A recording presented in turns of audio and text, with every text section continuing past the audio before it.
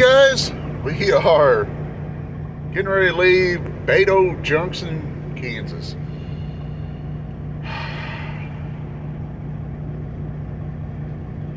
The engine fan staying on, be an issue sometimes.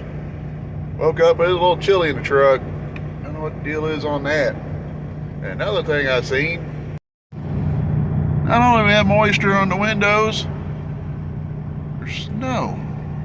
Yeah, that's definitely snow on that truck. Had a little bit on the windshield of Fireball here, but got that melted off. Double checked my valves, made sure I had coolant in. I think the combination engine fan being on and the wind blowing into the radiator with the cold rain, snow, whatever you want to call it. Well, that waked me up a little cold this morning.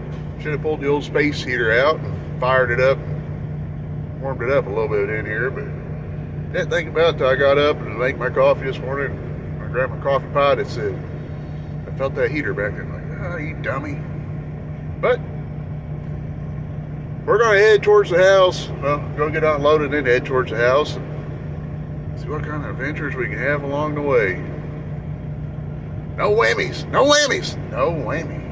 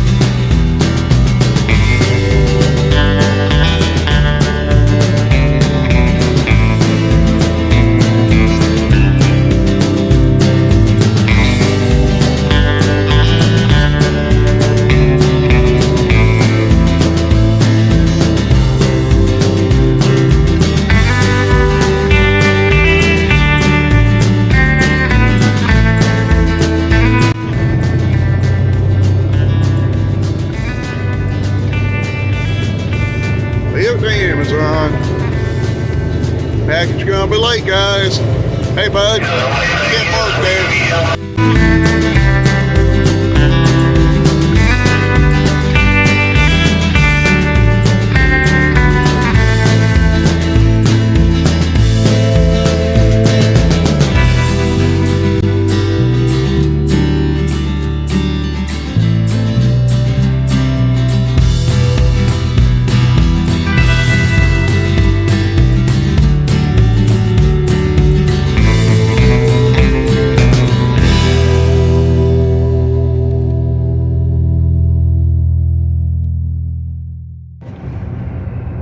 Well, I thought we was going to have a pretty boring trip, but we ended up,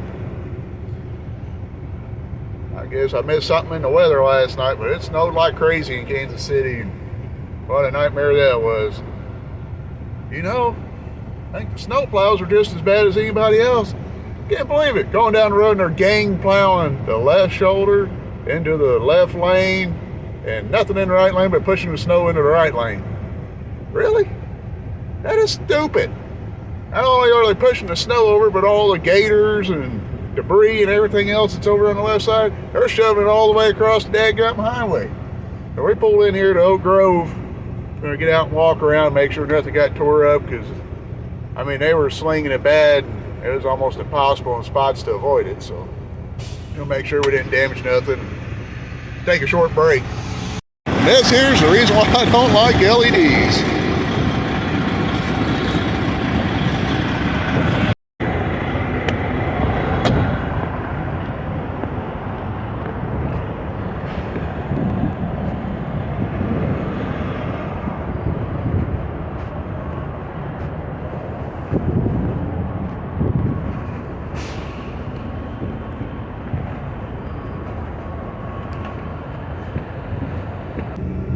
unloaded. We're going to head on down to Union City tonight, and so we can load first thing in the morning to head home. So we're going to swing through the Ozora Truck Wash. Try to get this thing washed up a little bit. Had mud caked to the frame on a truck and trailer.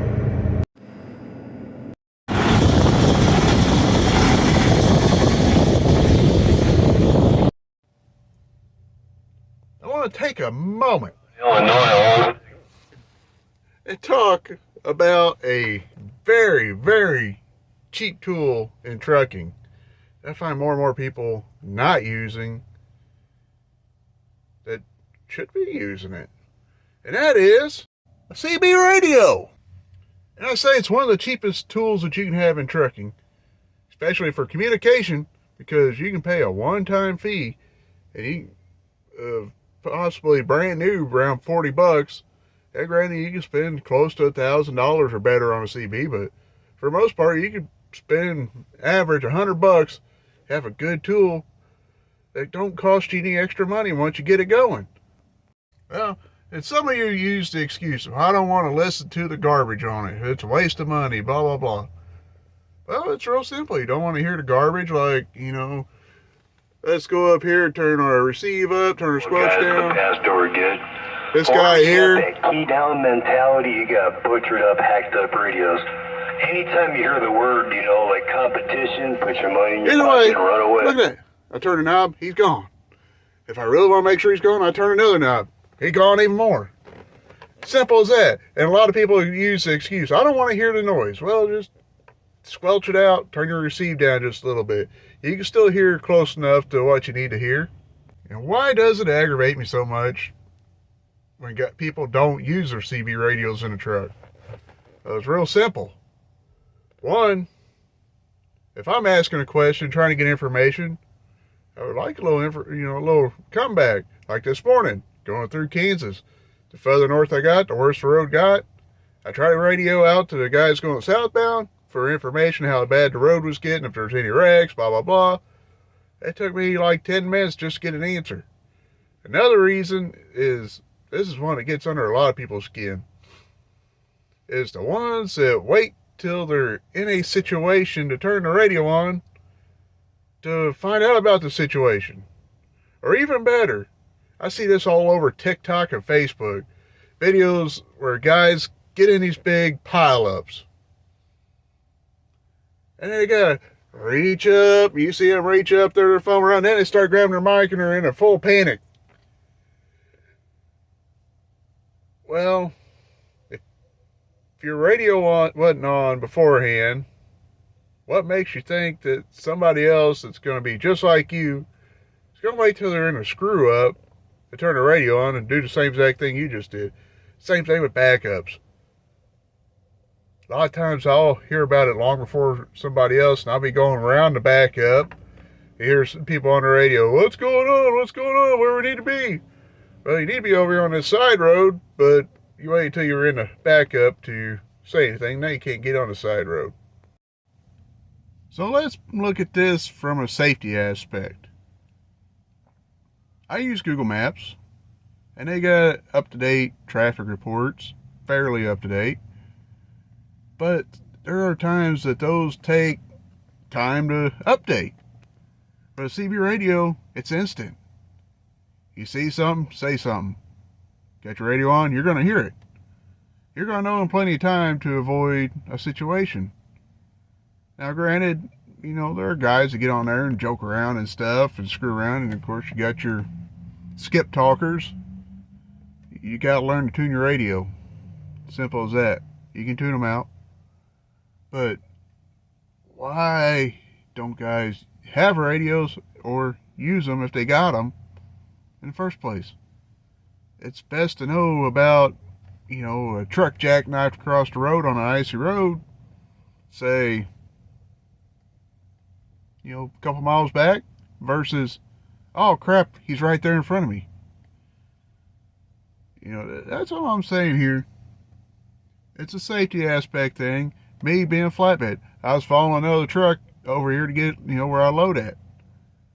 He come across the bridge, everything's all hunky-dory. He had a bump in the bridge, and then, the piece on the rear of his trailer, shit, the dunnage dropped down, and his straps came loose. Now he has a loose load on the rear of his trailer. I tried yelling at him on the radio multiple times. Even tried to flash my lights at him, get his attention. Still nothing. Oh, he's going somewhere in Kentucky with a loose load. And probably one of the worst excuses I've ever heard for not running a radio is because it interrupted Howard Stern. Well, I'm sorry if Howard Stern gets interrupted, or Sean Hannity, or Tucker Carlson, or whoever you're listening to. But safety is pretty big priority. Should be. But then again, you got these younger generation that, and it's not just the younger guys now, it's a lot of older guys too, but I don't know.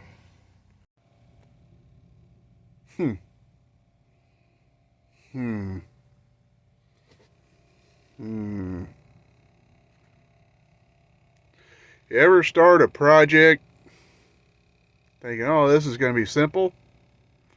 And next thing you know, you got, yeah, something simple. I was just going to tighten the coax on the CB that's down there. Then I decided, oh, I'm going to free up this valve for the air horn, because the air horn had never worked on this thing because it was stuck. I was thinking, oh, I'll get in there and I'll just tinker with it. One thing led to another. We had to drop the headliner, take this apart, free it up. Now we got to try to put it all back together before we go to bed. After not having an air horn till now, here we go.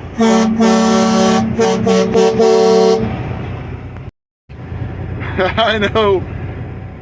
That's one more horn fixed. Only thing I got left to get to honking now is the old city horn going beep, beep. That's going to be a push button thing. So that's later on down the road. We need to get this back together so I can eat and go to bed.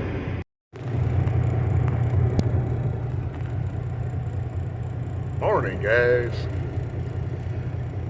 It's about that time we need to pull over and I guess put some weight on the wagon so we can get on home.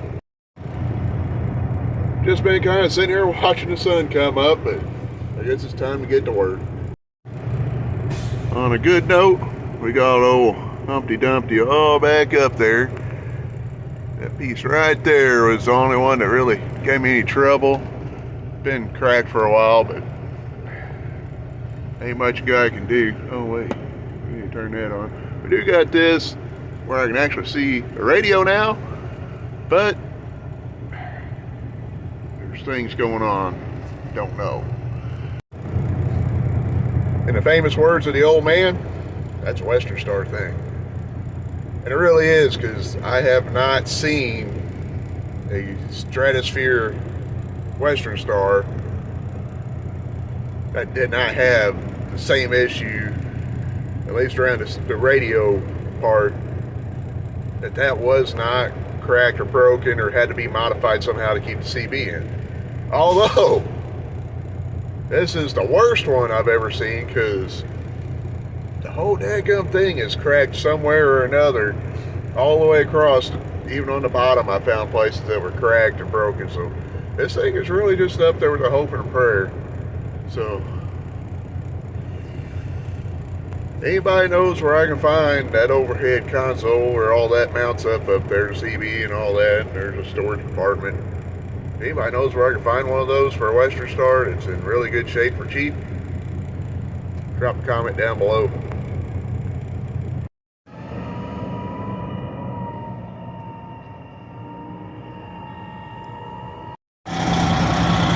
Loaded up, ready to go trucking.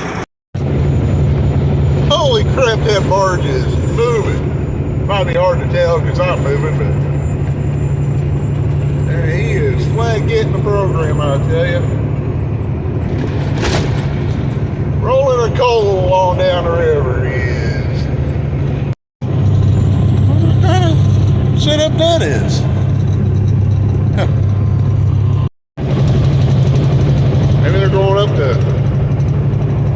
build the Chester Bridge. Lord knows that thing needs replaced. Well, we just made it to the house, well, to the in-laws. We're going to change a little on old Fireball here, maybe slap a little grease in a couple of joints. Get ready to head to Chicago Monday morning, early.